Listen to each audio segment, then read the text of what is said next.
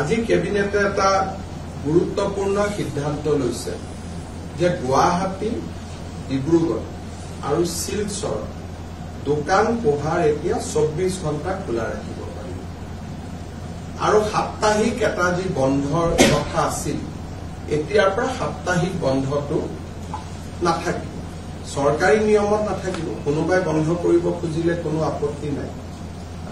ডিব্ৰুগড়, গুৱাহাটী আৰু শিলচৰ পৌৰ নিগম মিউনিচিপালিটি, কিন্তু বাকী টাউনসমূহত যাক এই গুৱাহাটী, ডিব্ৰুগড়, শিলচৰ মিউনিচিপালিটি কৰ্পৰেশ্যন, কিন্তু বাকী টাউনসমূহত ৰাতি 2টা বজা পৰ্যন্ত দোকান পোহাৰ খোলা ৰাখিব পাৰিব। গ্ৰাম্যাঞ্চলত ৰাতি 11 বজালৈকে দোকান পোহাৰ খোলা ৰাখিব পাৰিব, যাতে আমাৰ ক্ষুদ্ৰ ব্যৱসায়ীসকলৰ উপাৰ্জন বৃদ্ধি হয়। তাৰ বাবে আমি এই ব্যৱস্থাটো গ্ৰহণ কৰিছো। কিন্তু শ্ৰমিকক বছৰত সপ্তাহত 48 ঘণ্টাতকৈ বেছি কাম কৰাব নোৱাৰিব, একেটা ষ্ট্ৰেচত 9 ঘণ্টাতকৈ বেছি কাম কৰাব নোৱাৰিব। আৰু শ্ৰমিকক মই 24 ঘণ্টা দোকান খোলা ৰাখিলো, তাৰমানে শ্ৰমিকৰ 3টা শিফ্ট কৰিব লাগিব। তাৰমানে শ্ৰমিকসকলক কষ্টত দি পেলাই এইটো সুবিধা নহয়। ইয়াৰ ফলত এমপ্লয়মেণ্ট যাতে বৃদ্ধি হয়। 9 আৱাৰ্ছৰ কাৰণে যদি দোকানখনে 2টা এমপ্লয়ী ৰাখিছিল, এতিয়া 24 ঘণ্টাৰ কাৰণে তেওঁ 3টা শিফ্টত আৰু 4জন বেছিকৈ এমপ্লয়ী লয়, যাতে আমাৰ অসমত নিয়োগৰ সুবিধা হ'ব পাৰে, ব্যৱসায় বাণিজ্য ভাল হ'ব পাৰে বিহুৰ বতৰৰ আগত, পূজাৰ বতৰৰ আগত। তাৰ বাবে আমি এই সিদ্ধান্ত গ্ৰহণ কৰিছো আৰু মই ভাবো যে এই সিদ্ধান্তই আমাৰ অসমৰ ব্যৱসায়ী মহলক যথেষ্ট সহায় কৰিব।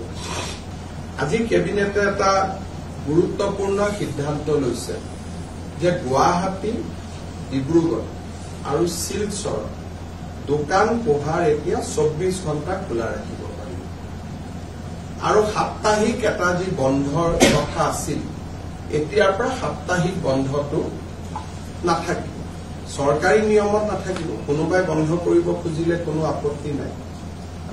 ডিব্ৰুগড়, গুৱাহাটী আৰু শিলচৰ পৌৰ নিগম মিউনিচিপালিটি, কিন্তু বাকী টাউনসমূহত যাক এই গুৱাহাটী, ডিব্ৰুগড়, শিলচৰ মিউনিচিপালিটি কৰ্পৰেশ্যন, কিন্তু বাকী টাউনসমূহত ৰাতি 2টা বজা পৰ্যন্ত দোকান পোহাৰ খোলা ৰাখিব পাৰিব।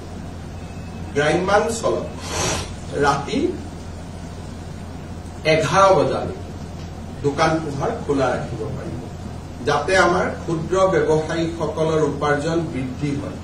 তাৰ বাবে আমি এই ব্যৱস্থাটো গ্ৰহণ কৰিছো। কিন্তু শ্ৰমিকক বছৰত সপ্তাহত 48 ঘণ্টাতকৈ বেছি কাম কৰাব নোৱাৰিব, একেটা ষ্ট্ৰেচত 9 ঘণ্টাতকৈ বেছি কাম কৰাব নোৱাৰিব। আৰু শ্ৰমিকক মই 24 ঘণ্টা দোকান খোলা ৰাখিলো, তাৰমানে শ্ৰমিকৰ 3টা শিফ্ট কৰিব লাগিব।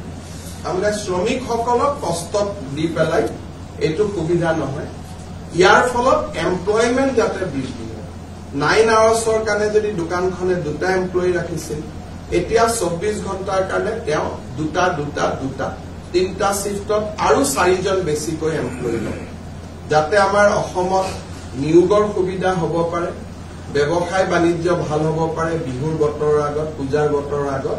তাৰ বাবে আমি এই সিদ্ধান্ত গ্ৰহণ কৰিছো আৰু মই ভাবো যে এই সিদ্ধান্তই আমাৰ অসমৰ ব্যৱসায়ী মহলক যথেষ্ট সহায় কৰিব।